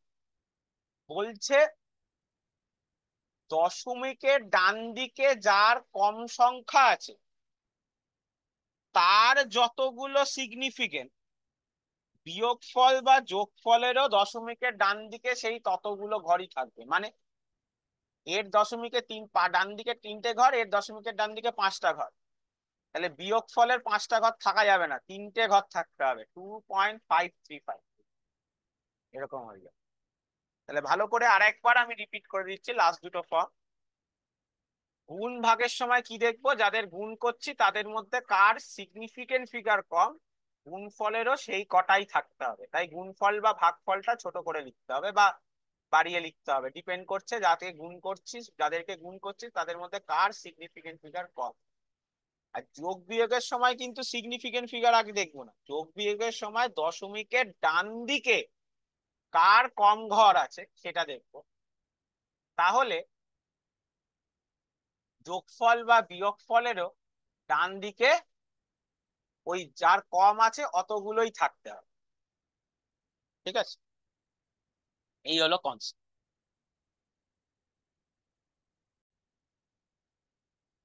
তো দেখ, এরপর আমরা দুটো মেজারিং ইনস্ট্রুমেন্টে আসছি। প্রথমে যে মেজারিং ইনস্ট্রুমেন্টটা আসে সেটাকে আমরা বলি ভার্নিয়ার ক্যালিপার্স বা স্লাইড ক্যালিপার। তো স্লাইড ক্যালিপার্স এর ক্ষেত্রে দেখবি দুটো স্কেল থাকে। একটাকে এই যে এরকম দেখতে হয়, ওপরের স্কেলটাকে মেন স্কেল বলে, তোরা প্র্যাকটিক্যাল করেছিস, আর নিচের স্কেলটাকে ভার্নিয়ার স্কেল বলা। তো প্রথমে যেটা মাপতে হয় সেটা হচ্ছে ভার্নিয়ার কনস্ট্যান্ট, বা অনেক সময় তোকে বলা থাকবে লিস্ট কাউন্ট। অঙ্ক আসে কিন্তু, আমি একটা বলছি, ভার্নিয়ার কনস্ট্যান্ট বা লিস্ট কাউন্ট, ন্যূনতম দৈর্ঘ্য। তো আমি দুটো দাঁতকে মুখে লাগিয়ে দিলাম, সেই অবস্থায় যেমন দেখ এই দেখ এটার জিরোর সাথে এটার জিরো মিলে গেছে, সেই অবস্থায় দেখ ভার্নিয়ারের 10টা ঘর মেন স্কেলের 1 অব্দি কিন্তু পৌঁছায়, মেন স্কেলের 1 এর আগেই থেকে গেছে। মানে কটা ঘর অব্দি পৌঁছেছে বল, 9টা ঘর অব্দি। তাহলে 10টা ভার্নিয়ার স্কেল ডিভিশন, এটা হলো 9টা মেন স্কেল ডিভিশন। তাহলে একটা ভার্নিয়ার স্কেল কত হবে, 9 এর 10 মেন স্কেল ডিভিশন। তো ভার্নিয়ার কনস্ট্যান্টের ডেফিনেশন হচ্ছে 1 MSD -1 VSD। তাহলে 1 VSD মানে আমরা 9 এর 10 MSD লিখতে পারি। তাহলে 1 - 9 এর 10 করলে 1 এর 10 MSD পাবো। নর্মালি জেনারেলি আমরা যে স্কেল ইউজ করি সেখানে মেন স্কেলে ডিভিশন কত হয়, সেখানের মেন স্কেলে কি হয় নর্মালি ভাব, এই যে এখানে, এই যে এখানে দেখ না মেন স্কেলে কটা ঘর আছে, একটা দুটো তিনটে চারটে পাঁচটা ছটা সাতটা আটটা নটা 10টা। তাহলে মেন স্কেলে অ্যাকচুয়ালি 10টা ডিভিশন মানে কি বোঝায়, 1 সেন্টিমিটার কে বোঝায়। তাহলে একটা ডিভিশন মানে কত বোঝাবে, 1 এর 10 সেন্টিমিটার কে বোঝাবে। তাহলে 1 এর 10 ইন্টু 1 এর 10, 1 এর 100 সেন্টিমিটার হবে, মানে 0.01 সেন্টিমিটার হলো ভার্নিয়ার কনস্ট্যান্ট সাধারণত হয়। কিন্তু মানে তোকে যদি কিছু না বলা থাকে তাহলে তুই ভার্নিয়ার কনস্ট্যান্ট 0.01 সেন্টিমিটারই ধরবি। বাট অনেক অঙ্কে তোকে এভাবেও বলা থাকতে পারে, মানে এটাই হবে 0.01। প্র্যাকটিক্যালে আমরা যে ভার্নিয়ার ক্যালিপার্স ইউজ করি সেখানে 0.01ই হবে, বাট অলওয়েজ সেটা হবে এরকম না। এরকম অঙ্কও দিতে পারে যে 20টা ভার্নিয়ার স্কেল ডিভিশন কোইনসাইড করছে 19টা মেন স্কেল ডিভিশনের সাথে, আর বলছে in main scale 10 division equal to 20 centimetre, find this vernier constant. তাহলে আগে তুই বার কর যে তোর 20খানা ভার্নিয়ার স্কেল মানে হচ্ছে 19টা মেন স্কেল। তাহলে একটা ভার্নিয়ার স্কেল মানে কত হবে, 19/20 মেন স্কেল। তাহলে ভার্নিয়ার কনস্ট্যান্ট যেটা বললাম, একটা মেন স্কেল মাইনাস একটা ভার্নিয়ার স্কেল। তাহলে একটা মেন স্কেল ডিভিশন মাইনাস 19/20, তাহলে কত হবে, 1/20 মেন স্কেল ডিভিশন। বারবার বলছি এখানে কিন্তু মেন স্কেল ডিভিশন এসছে। মেন স্কেল ডিভিশন মানে কি বোঝায় দেখতো, মেন স্কেল ডিভিশন মানে এই যে মেন স্কেলের দুটো দাগের মধ্যে দূরত্ব, মেন স্কেলের দুটো দাগের মধ্যে দূরত্ব। তো এখানে সেটা কত, সেটা এখান থেকে পাবো যে 10টা মেন স্কেল মানে হচ্ছে 20 সেন্টিমিটার। তাহলে একটা মেন স্কেল মানে কত হবে, 2 সেন্টিমিটার। এখানে মেন স্কেল ডিভিশনের জায়গায় 2 সেন্টিমিটার বসালাম, তাহলে 1/10 সেন্টিমিটার উত্তর পেলাম। মেন স্কেল ডিভিশন উত্তর হবে না, একটা মেন স্কেল ডিভিশন মানে কত সেটা তোকে কিন্তু আবার আলাদা করে বার করতে হবে। ঠিক আছে, এবার এরকম ইনস্ট্রুমেন্টে দু রকম এরর হতে পারে। Zero error, negative error, positive error. প্রথমে হচ্ছে জিরো এরর। জিরো এরর মানে কি? এই যে যখন মেন স্কেলের জিরো আর ভার্নিয়ারের জিরো মিলে যাচ্ছে, কোনো চাপই নেই, মানে ইনস্ট্রুমেন্টে কোনো এরর নেই। তারপর আসছি পজিটিভ এরর, লাস্টে আসছি নেগেটিভ এরর। তো পজিটিভ এররের কনসেপ্টটা হচ্ছে, আর নেগেটিভ এররের কনসেপ্টটা দেখ। আগে নেগেটিভ এররটা বোঝাচ্ছি। নেগেটিভ এরর হচ্ছে যখন ভার্নিয়ার স্কেলের জিরোটা দেখ এগিয়ে গেছে, মেন স্কেলের জিরোটা পিছিয়ে গেছে, মানে পিছিয়ে আছে। মানে এটা জানা সাধারণত হয় না, বাট কথার কথা মানে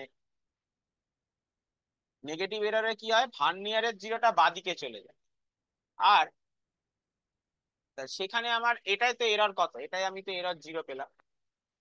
এটাই এরর কত পাবো না, ভার্নিয়ার স্কেলে যটা ঘর আছে, ভার্নিয়ার যে এন মাইনাস যে রিডিংটা হয়েছে ইনটু ভার্নিয়ার কনস্ট্যান্ট।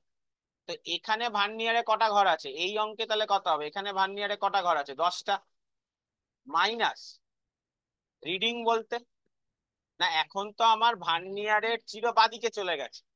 তাহলে এই সময় যখন কিনা ভার্নিয়ারের জিরো আমার মূল স্কেল বা মেন স্কেল থেকে বাদিকে চলে গেছে, এই সময় ভার্নিয়ারের তো একটা কিছু না কিছু পার্ট হবে, মানে কোনো একটা ঘরকে তো কাট করেছে। মেন স্কেলের জিরোটা ভার্নিয়ারের কোনো না কোনো ঘরকে তো কাট করেইছে, সেইটা হলো পি ইনটু ভার্নিয়ার কনস্ট্যান্ট। অথবা অর দিয়ে লিখে রাখ, অর দিয়ে, অর অর দিয়ে আর একটা ভাবে করা যায়। কি না, এই অবস্থায় ভার্নিয়ারের যে ঘরটা মিলেছে, ভার্নিয়ারের কততম ঘর মিলেছে বল, 8 নম্বর ঘরটা মিলেছে। এই যে ছবিতে দেখ, দেখতে পাচ্ছিস তো, ভার্নিয়ারের 8 নম্বর ঘরটা মিলেছে। তাহলে 8 × 0.01, এটাও করা যায়। 8 × 0.01 তুই এটাও করতে পারিস, কোনো অসুবিধা নেই, যে ঘরটা মিলেছে। কিন্তু যেহেতু নেগেটিভ এরর, সামনে একটা কি সাইন থাকবে, মাইনাস। আর পজিটিভ এরর কখন, যখন এই যে মেন স্কেলের জিরোটা বাদিকে, ভার্নিয়ারের জিরোটা পিছিয়ে আছে, তখন পজিটিভ এরর। তার ভ্যালু কত, এই এগেন ভার্নিয়ারের যে ঘরটা মিলেছে, কত ঘর মিলেছে বল, 3 ইন্টু 0.01 বা ভার্নিয়ার কনস্ট্যান্ট বলতে পারি, যে ঘরটা মিলেছে ইন্টু ভার্নিয়ার কনস্ট্যান্ট। তো এই তিনটের মধ্যে ডিফারেন্স কি, যে নর্মাল রিডিং থেকে জিরো এরর হলে জিরো বাদ দেবো, পজিটিভ এরর হলে পজিটিভ এরর বাদ যাবে, নেগেটিভ এরর হলে মাইনাস অফ মাইনাস ই করলে কিন্তু লাস্ট অব্দি নেগেটিভ এরর যোগ হয়ে যাবে। তাই নেগেটিভ এরর যা বেরোবে, ধর এখানে নেগেটিভ এরর -0.08, তো মানে এরর সব সময় বিয়োগ করবে মেন রিডিং থেকে। যখন বিয়োগ করলাম, মাইনাসে মাইনাসে প্লাস হয়ে গেল, মানে ওটা অ্যাকচুয়ালি রিডিংটাকে বাড়িয়ে দিবে। পজিটিভ এরর থাকলে ইনস্ট্রুমেন্টে রিডিংটা কমে যাবে। তাহলে পজিটিভ এরর বা নেগেটিভ এরর কনসেপ্ট কখন বুঝতে হবে, পজিটিভ এরর হচ্ছে ভার্নিয়ারের জিরো ডান দিকে থেকে গেল, ভার্নিয়ারের রিডিং এর সাথে ভার্নিয়ার কনস্ট্যান্ট গুণ করব, সেটা এরর, সেটাকে মেন রিডিং থেকে বাদ দিয়ে দেবো, অঙ্ক শেষ। ভার্নিয়ার যদি বাদিকে চলে যায় তাহলে হলো নেগেটিভ এরর, তখন ভার্নিয়ারের যেটা মিলছে তার সাথে ভার্নিয়ার কনস্ট্যান্ট গুণ করব, কিন্তু সামনে একটা মাইনাস রেখে, কারণ এটা নেগেটিভ এরর। তাহলে যখন আসল ভ্যালু বার করতে দেবে, মাইনাসে মাইনাসে সেটা প্লাস হয়ে যাবে। এরপর আমরা দেখছি যে কিভাবে তাহলে রিডিং বার করতে পারি। দেখ এই ছবিটাতে দেখতে পাবি দুরকম রিডিং হয়, একটা মেন স্কেল, একটা vernier scale. Main scale reading কাকে বলে না, মেন স্কেল রিডিং মানে হচ্ছে ভার্নিয়ারের জিরো মেন স্কেলের যততম দাগকে পেরিয়েছে। এখানে ভার্নিয়ারের জিরো দেখ, এই যে এই ঘরটা আর এই ঘরটার মাঝে আছে, কাউকে পেরোয়নি, তাহলে যাকে লাস্ট পেরিয়ে এসছে সেইটা হবে। তাহলে কত হলো, 1. যেটায় পেরোয়নি দেখ, 1.1 আর 1.2 এর মাঝে আছে, তাহলে 1.1 হবে। আর যদি 1.2 এর সাথে কোইনসাইড করে যেত ভার্নিয়ারের জিরো, তাহলে ওটাই হতো। আর ভার্নিয়ার স্কেল রিডিং কি হবে না, কোনো একটা ভার্নিয়ারের ঘর মেন স্কেলের সাথে দেখ পুরোপুরি মিলে গেছে। পুরোপুরি মানে তুই যদি এই দাগগুলো দেখিস, দেখ একটু একটু করে মেন স্কেলের ডান দিক বাদিকে আছে, হ্যাঁ কিনা, একটু একটু করে দেখ আছে প্রত্যেকটা ঘরই, কিন্তু মেন স্কেলের এই যে দেখ, তোর মনে হতে পারে এটা, কিন্তু অ্যাকচুয়ালি দেখ এই ঘরটা একটু ডান দিকে আছে। এই যে দেখ 6 নম্বর ঘরটা, এই যে এইটা দেখ একমালে মিলে গেছে, এইটা এই যে 7-এরটা, আবার দেখ এটা থেকে একটু বাদিক হয়ে গেছে দেখ, এগুলো কিন্তু মেলে। তাহলে এই 6 বা 7 যে কোনো একটা তুই লিখতে পারিস, তাহলে 6 ধরলি বা 7 ধরলি, তাহলে টোটাল রিডিং কত হবে? না main scale reading plus vernier reading into ওই অঙ্কে যা ভার্নিয়ার কনস্ট্যান্ট। না বলা থাকলে কি বললাম, ভার্নিয়ার কনস্ট্যান্ট আমি কত ধরতে বললাম বল? ভার্নিয়ার কনস্ট্যান্ট আমরা কত পেলাম? 0.01 সেন্টিমিটার। তাহলে কত হলো? 1.17 সেন্টিমিটার। এইবার এটা থেকে তোকে ইনস্ট্রুমেন্টের এরর যদি বলা থাকে কোনো, সেটা প্লাস মাইনাস করতে হবে। আর যদি ইনস্ট্রুমেন্টের এরর বলা না থাকে তাহলে তো ওটাই রিডিং। যদি পজিটিভ এরর হয় বিয়োগ হবে, নেগেটিভ এরর হয় এররটা যোগ হবে, আর যদি কোনো এররই না হয় তাহলে তো আর কোনো ব্যাপার নেই। তাহলে আরেকবার বলে দিচ্ছি, ভার্নিয়ারের জিরো মেন স্কেলের যে দাগটার সাথে মিলেছে বা যাকে পেরিয়েছে সেটা মেন স্কেল রিডিং। ভার্নিয়ারের যে ঘরটা মেন স্কেলের যে কোনো ঘরের সাথে পুরোপুরি কোয়েনসাইড করেছে সেইটা হলো আমার ভার্নিয়ার। নিয়ম হচ্ছে main scale reading plus vernier reading into vernier constant. এরকমই একটা ইনস্ট্রুমেন্ট হচ্ছে দেখ স্ক্রু গজ। তো স্ক্রু গজের কি হয়, মেন স্কেলটা খুব ছোট হয়, ঠিক আছে, মানে এটা আরো ছোট জিনিস মাপার জন্য আমরা ইউজ করি। এর ক্ষেত্রে এইটা হলো মেন স্কেল আর এটা হলো সার্কুলার স্কেল। তো এখানে মানে ইয়ের ক্ষেত্রে লিস্ট কাউন্ট কি করে বার করা হয় লিখে রাখ, লিস্ট কাউন্ট বা লঘিষ্ঠ ধ্রুবক বলা হয়, সেটা বলা হয় screw pitch by number of division in circular scale. Generally তোরা স্কুলে যে প্র্যাকটিক্যালটা করিস দেখবি 100টা ঘর থাকে। স্ক্রু পিচ কাকে বলে? স্ক্রু পিচ মানে হচ্ছে পুরো একবার রোটেশনের জন্য, পুরো একবার রোটেশনের জন্য মেন স্কেল মানে সার্কুলার স্কেল, এটা হলো সার্কুলার স্কেল, এটা হলো মেন স্কেল। সার্কুলার স্কেলের পুরো একবার রোটেশন, পুরো একবার রোটেশন মানে 360 ডিগ্রি রোটেশনের জন্য মেন স্কেল থেকে যে ঘরটা বেরোয় বা মেন স্কেলের যতটা রৈখিক সরণ, তাকে আমরা বলি হচ্ছে স্ক্রু। ঠিক আছে, মানে তোকে যদি বলে, আমি একটা অঙ্ক লিখছি তাহলে বুঝতে পারবি, যে for two rotation 1 millimetre in main scale, two rotation of circular scale, two rotation of circular scale is 1 millimeter in main scale if number of divisions is 100, find least count.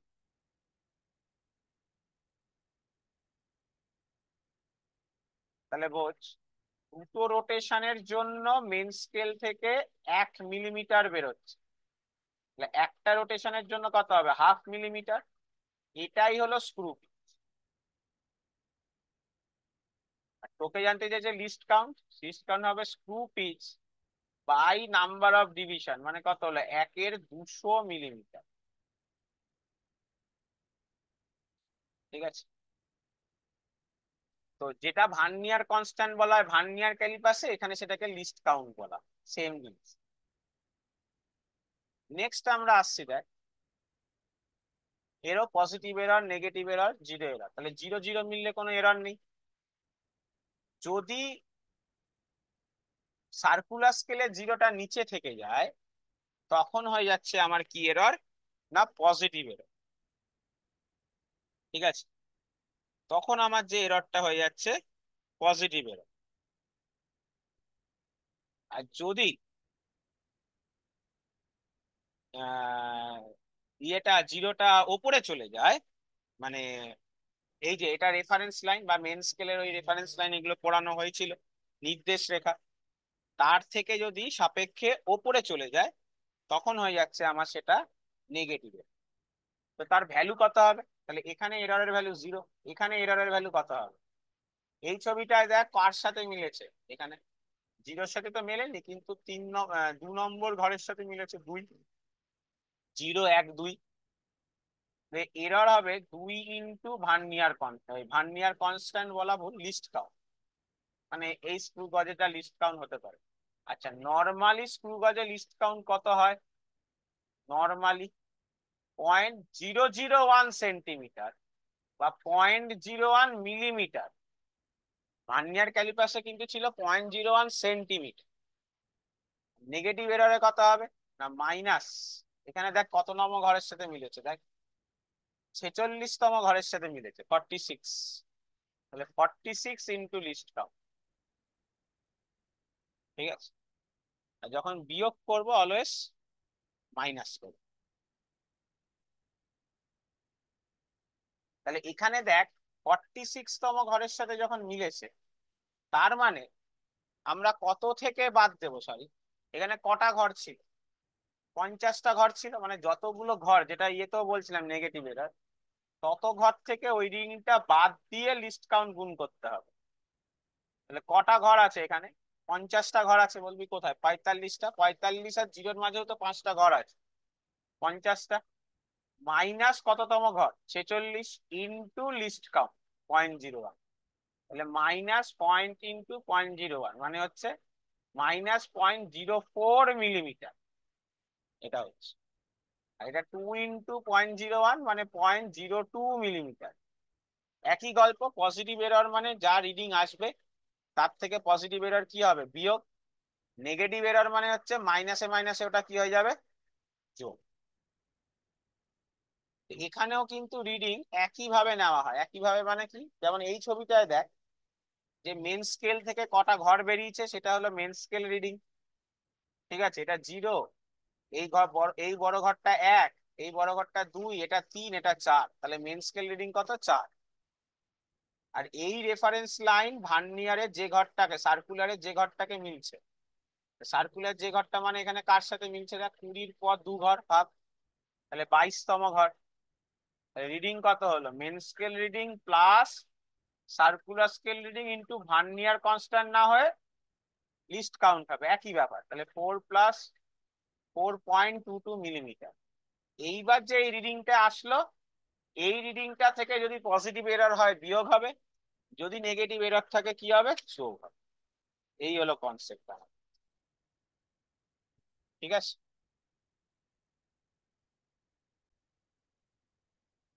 এরপর আমরা যে জায়গাটা আসছি, দেখ যেটা বললাম যে ছায়ার থেকে কিছু শর্ট অঙ্ক আমরা করব যাতে আমাদের ক্লিয়ার থাকে। ফার্স্ট কোশ্চেনটা দেখ কি বলেছে, একটা স্লাইড ক্যালিপার্সে সব থেকে কম মানে লিস্ট যেটা মাপা যায় সেটাকে আমরা ভার্নিয়ার কনস্ট্যান্ট বলি। অবশ্যই কথাটা ঠিক, কেন ভার্নিয়ার কনস্ট্যান্টের আরেকটা নামই আমরা কি বললাম? List count. সেকেন্ড কোশ্চেনটা মানে টাইপ, সেকেন্ড বিবৃতিটা বলেছে, স্টেটমেন্টটা, যে একটা দণ্ডের দৈর্ঘ্যকে মিটার থেকে সেন্টিমিটারে নিলে তার তাৎপর্য সংখ্যা পূর্ণ মানে সিগনিফিকেন্ট ফিগার চেঞ্জ হয়ে যায়। সেটা হয় না। এখনই বললাম সেন্টিমিটার থেকে একক পরিবর্তনের জন্য কোনো সিগনিফিকেন্ট ফিগারের চেঞ্জ হয় না। তাহলে এখানে কিন্তু অপশন বিটা কারেক্ট। ঠিক আছে, পরেরটায় দেখ কি বলেছে, এসআই পদ্ধতিতে কটা প্রাথমিক রাশি আছে? 7টা। আর দীপন প্রাবল্যের একক কি হয় বল? ক্যান্ডেল। তাহলে এটাও ঠিক, মানে অপশন সিটা ঠিক। এরপর আমরা আসছি, দেখ কি থার্ড অঙ্কটায় বলেছে 0.0036-এ 37, কতগুলো সিগনিফিকেন্ট ফিগার আছে? অবশ্যই দুটো, 3 আর 7, কেন তার আগের জিরো গুলো সিগনিফিকেন্ট নয়। আর বলেছে একটি সংখ্যাতে যেগুলো শূন্য নয় সেগুলি সবই তাৎপর্যপূর্ণ, এই কথাটাও ঠিক। তাহলে এবার এদের মধ্যে অপশনটা দেখ, অপশন ওয়ানটা পরস্পর বিরোধী, হবে না। অপশন দুইটা বলা আছে বিবৃতি 2 হলে 1-এর কারণ, একদমই না। বাদিকের শূন্যগুলো যে সিগনিফিকেন্ট নয় সেইটা, সেই রুলটা এখানে অ্যাপ্লাই হচ্ছে, এখানে কিন্তু ফার্স্ট রুল অ্যাপ্লাই হচ্ছে না। তাহলে এখানে দেখ অপশন ডিটা হবে, যে এই দুটো স্টেটমেন্টের মধ্যে কোনো সম্পর্কই নেই। ঠিক আছে, নেক্সট দেখ হবে কি বলেছে, যে একটা বস্তুর মাপতে গিয়ে এই যে 10টা ভার্নিয়ার স্কেল 9টা মেন স্কেলের সাথে সমান হলে রিডিং কত হবে জানতে চেয়েছে। তাহলে তোকে আগে ভার্নিয়ার কনস্ট্যান্ট কত বার করতে হবে। 10টা ভার্নিয়ার স্কেল মানে 9টা মেন স্কেল, তাহলে একটা ভার্নিয়ার স্কেল মানে 9-এর 10 মেন স্কেল ডিভিশন। তাহলে সেখান থেকে ভার্নিয়ার কনস্ট্যান্ট কি পাবি, একটা মেন স্কেল মাইনাস একটা ভার্নিয়ার স্কেল। তাহলে 1/10 vernier scale division, main scale division, একটা মেন স্কেল মানে 1/10। এখানেও দেখতে পাচ্ছিস একটা মেন স্কেল মানে 1/10, বলবি কি করে দেখতে পাচ্ছ? না দেখ, এই যে মেন স্কেলে 8 আছে আর 9 আছে, তার মাঝে গুণে দেখবি ছোট ছোট করে মেন স্কেলে 10খানা ঘর আছে। ঠিক আছে, তাহলে মেন স্কেলে যদি 10খানা ঘর থাকে, তাহলে 1/10 ইন্টু মেন স্কেলে এক একটা 1/10, তাহলে 0.01 সেন্টিমিটার। এইবার রিডিংটা দেখ, মেন স্কেল রিডিং কত এসছে ভালো করে বোঝ। এমএসআর কত, জি ভার্নিয়ারের জিরো যাকে পেরিয়েছে, ভার্নিয়ারের জিরো দেখ 8-এর পর দুটো ঘর কে পেরিয়ে থেকে গেছে, তাহলে 8.2। আর ভার্নিয়ার স্কেল রিডিং হচ্ছে কি, যেটা একদম মানে কি বলবো, ভার্নিয়ারের যে ঘরটা একেবারে ওর সাথে মিলে গেছে, তাহলে একেবারে মিলেছে দেখ 5 নম্বর ঘরটা। তাহলে ভার্নিয়ার স্কেল 5, তাহলে কত হলো 8.2 প্লাস কি ছিল main scale reading plus vernier scale reading into 0.01। ঠিক আছে, তাহলে সেখান থেকে আমরা কত পেলাম, দেখ 8.25 আনসার পাচ্ছি আমরা। সরি সরি সরি, 5 ঘন্টা মিলছে না, 3 নম্বর ঘরটা মিলছে। অ্যাকচুয়ালি ছবিটা এত ছোট বোঝা মুশকিল, 0 1 2, হ্যাঁ এই যে 3 নম্বর ঘরটা দেখ মেন স্কেলের দাগের সাথে মিলেছে। তাহলে ভার্নিয়ার স্কেল রিডিং কিন্তু 3 হবে, তাহলে 3 × 0.01, তাহলে 8.23, তাহলে অপশন বিটা কারেক্ট হবে। নেক্সট দেখ কি বলেছে, যে একটা পরমাণুর নিউক্লিয়াসে দুটো কণার মধ্যে দূরত্ব এত, ফোর্স কত কাজ করছে এসব বলে দিয়েছে C R K. F equal to C E to the power minus K R by R square. তাহলে আমি বললাম যে ই টু দি পাওয়ার কে আরটা কি হতে হবে, ই এর পাওয়ারটা ডাইমেনশন লেস হতে হবে। তাহলে কে এর ডাইমেনশন 1/r, আর মানে ডিস্টেন্স বোঝায়, তাহলে L-1। আর তাহলে সি বাই আর স্কোয়ারের ডাইমেনশন এফ এর সাথে সমান হবে, সি মানে এফ আর স্কোয়ার, এফ এর ডাইমেনশন হয় mlt-2, আর স্কোয়ার মানে এল স্কোয়ার, তাহলে ml³ p-2। তাহলে option B is the correct option, পাঁচেরটার ক্ষেত্রে option B is the correct option. Question number 6 দেখ, এই যে যেটা বললাম প্যারালাল কম্বিনেশনের অঙ্ক, আগেও বলেছি দেখ, থিওরিতে বোঝাতে গিয়েও বললাম। তাহলে R1 এর ভ্যালু কত, 10 ওহম। R1 এর এরর কত, 0.1। R2 এর ভ্যালু কত, 20 ওহম। R2 এর এরর কত, 0.2। যেহেতু প্যারালাল কম্বিনেশন, আগে তোকে আর ইকুইভ্যালেন্টটা নর্মাল মানে তার আসল ভ্যালু কত হতে পারে বার করে নিতে হবে, এই ফর্মুলা দিয়ে বেরোবে 6.7। এবার এরর বার করাটা ইজি না, আর delta R equivalent by R ইকুইভ্যালেন্টের square, delta R1/R1 square, delta R2/R2 square. বারবার বলছি ডেল্টা আর ইকুইভ্যালেন্ট তোর লাগবে, তাই আর ইকুইভ্যালেন্টের স্কোয়ারটাকে কিন্তু ওদিকে গুণ করতে হবে। Delta R1/R1 square, delta R2/R2 square, তাহলে তুই আর ইকুইভ্যালেন্টের এরর পাবি। তাহলে এখান থেকে তুই যদি মানে সব এই ভ্যালুগুলো এবার বসিয়ে দিস, তাহলে ভ্যালুগুলো বসিয়ে দিলে তুই পেয়ে যাবি হচ্ছে 0.2। তাহলে আনসার কত হবে, না আসল ভ্যালু 6.7, এরর হলো 0.2, তাহলে অপশন এ। আচ্ছা, সাতেরটা একটা থিওরিটিক্যাল কোশ্চেন দেখ, কোয়ার্টজ ঘড়ি, সিজিয়াম ঘড়ি, কোয়ান্টাম ঘড়িতে কোথায় ত্রুটি সব থেকে কম হবে, অবভিয়াসলি কোয়ান্টাম ঘড়িতে সব থেকে কম হবে। তারপরেরটা দেখো কি বলা আছে, যে একটা বলের মান, বল মানে ফোর্স, কি স্পন্দক বা অসিলেটর কাকে বলে বুঝতে হবে না, যা বলা আছে শুধু তাই ভাব। বলেছে ভেলোসিটির সাথে সমানুপাতিক, তাহলে ভেলোসিটি তুললে একটা কনস্ট্যান্ট আসে, তো সেই কনস্ট্যান্টটা কত পেলাম, F/v। তাহলে ফোর্সের ইউনিট কি হতে পারে, KG into metre into second to the power -2। নিউটনও হতে পারে, কিন্তু দেখ এখানে অপশন গুলো তো নিউটনে দেওয়া নেই। আর ভেলোসিটির ইউনিট কি হয়, metre second to the power -1। তাহলে মিটার কেটে গেল আর একটা সেকেন্ড টু দি পাওয়ার -1 কেটে গেল, তাহলে KG second to the power -1, মানে অপশন সি কারেক্ট অপশন হবে। ঠিক আছে, এবার নেক্সট দেখ,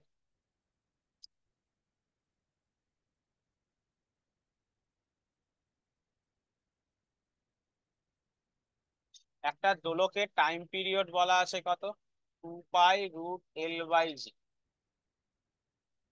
তাহলে এরর জানতে চাইছে টাইম। টি ইকুয়াল টু কি লিখতে পারিস, 2 pi L to the power ½ G to the power -12।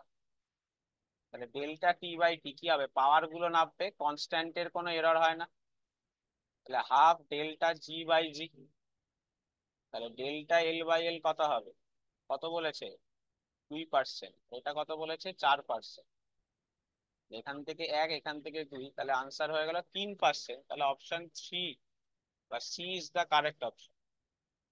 R last দেখ 10 নম্বর অঙ্কটা, একটা এলএইচএস আর এইচএস মেলানোর কথা বলেছে, বলেছে আমি 5 বার রিডিং নিচ্ছি, তাহলে এর মধ্যে কোনটা হবে। প্রথমেই দেখ বার করতে বলেছে গড় দৈর্ঘ্য। গড় দৈর্ঘ্য মানে কি হবে, যে 5 বার, 1 2 3 4 5 বার রিডিং নিলাম, সেই রিডিং গুলোর যোগফল। 2.48, 2.46, 2.49, 2.48, 2.50, 5 বার নিয়েছি, যোগ করে 5 দিয়ে ভাগ।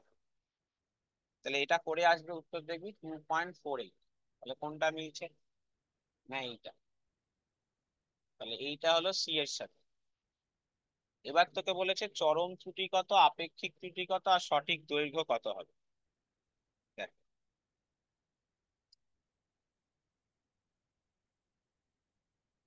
তাহলে চরম ত্রুটি মানে কি, প্রত্যেকটা, তাহলে এটা হলো আমার আসল ভ্যালু, মানে এবার এবার প্রত্যেকটাকে এটা থেকে ভাগ করবো। তাহলে প্রথমবার এরর কত হয়েছে, 2.48 মাইনাস 2.48, প্রথমটা এরর কত হয়নি।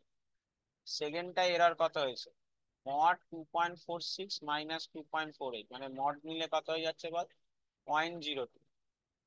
তারপরের বার কত হয়েছে, 2.49 থেকে আসল ভ্যালু 2.48 বাদ দিলি, তাহলে 0.01। তারপরের বার আবার যেহেতু ভ্যালু দুটো সেম, তাহলে 0। তারপরের বার 2.50 থেকে 2.48 বাদ দিলাম, তাহলে কত হচ্ছে 0.0। তাহলে 0.02 প্লাস 0.01 প্লাস 0.02 বাই কতবার আসলো বল, 3 বার। তুই বলবি দাদা 5 বার তো, এইবার তো আর এইবার তো আসেনি, এইবার তো 0 এসছে, বুঝা গেল। সরি, আমার ভুল, টোটাল কতবার এসছে, আমি ভুল বলছিলাম। ওটা না, টোটাল কতবার নিচ্ছি 5 বার। 0 প্লাস 0টা মানে যোগ করতেও পারিস, না যোগ করলেও কোনো যায় আসে না, জিরোই তো থাকে। তাহলে 0.05/5 কত হলো, 0.01। তাহলে চরম ত্রুটি কত, 0.01।